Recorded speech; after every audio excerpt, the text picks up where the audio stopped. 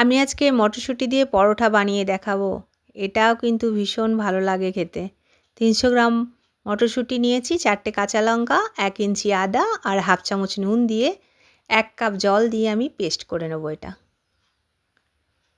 এবার আমি আটা নিয়েছি, এটা নরমাল আটা যেটা আমরা রুটি বানাই সবসময়।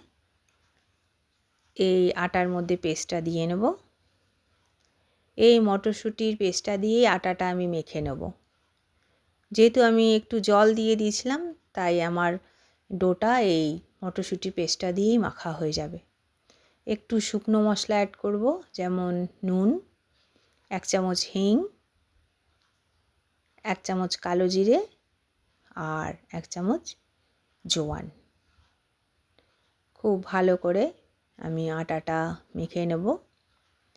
এই পরোটার যে ডোটা তৈরি হবে এটা খুব শক্ত করলে হবে না, একটু নরম রাখলেই ভালো হবে। এবার আস্তে আস্তে আটাটা মেখে নিচ্ছি। আটাটা মাখার পর আমি 10 মিনিট রেখে দেব, তারপর আমি পরোটাগুলো বানাবো। এই পরোটাটা খেতে ভীষণ ভালো লাগবে, বাচ্চারাও খুব ভালো করেই এটা খেয়ে নেয়। আর যে কোনো কিছু আচার টাচারের সাথেও এটা খেয়ে নেওয়া যায়।